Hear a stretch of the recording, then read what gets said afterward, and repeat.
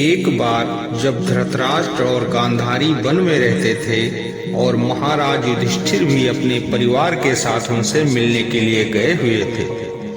व्यास जी वहां आए और यह देखकर कि धृतराष्ट्र और गांधारी का पुत्र शोक अभी तक दूर नहीं हुआ है और कुंती भी अपने पौत्रों के वियोग से दुखी है, इन्होंने धृतराष्ट्र से वर मांगने को कहा।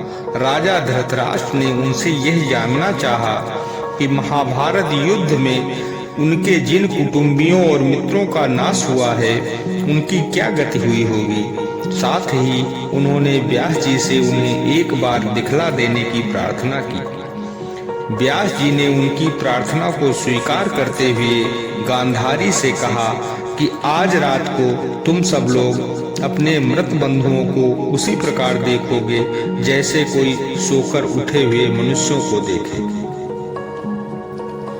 सायंकाल का नित्य कृत्य करके व्यास जी की आज्ञा से सब लोग गंगा तट पर एकत्रित हुए। व्यास जी ने गंगा जी के पवित्र जल में घुसकर पांडव एवं कौरव पक्ष के योद्धाओं को जो युद्ध में मर गए थे आवाज दी।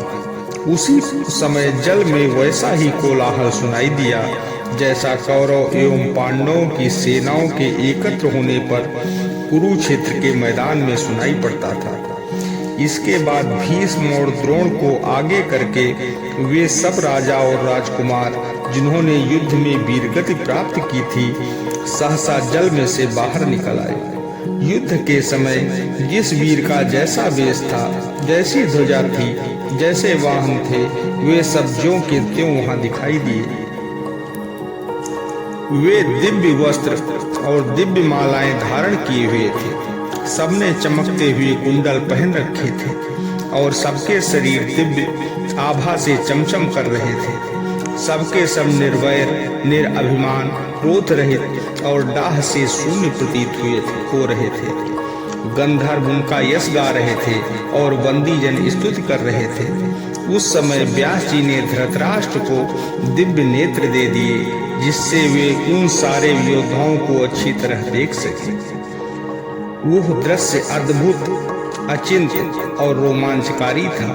सब लोगों ने निर्निमेष नेत्रों से उस दृश्य को देखा।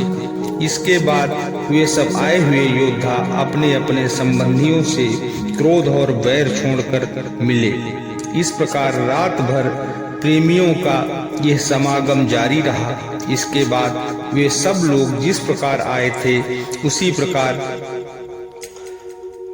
भागीरथी के जल में प्रवेश करके अपने अपने लोकों में चले गए। उस समय वेद व्यास जी ने जिन स्त्रियों के पति वीर गति को प्राप्त हुए थे उनको संबोधित करके कहा कि आप में से जो कोई अपने पति को के लोक में जाना चाहती हों उन्हें गंगा जी के जल में गोता लगाना चाहिए। उनके इस वचन को सुनकर बहुत सी स्त्रियां जल में घुस गईं और मनुष्य देह को छोड़ करके अपने अपने पति के लोक में चली गईं। उनके पति जिस प्रकार के दिव्य वस्त्राभूषणों से सुसज्जित होकर आए थे उसी प्रकार के दिव्य वस्त्राभूषणों को धारण कर तथा विमानों में बैठकर वे अपने अपने अभीष्ट स्थानों में पहुंच गए।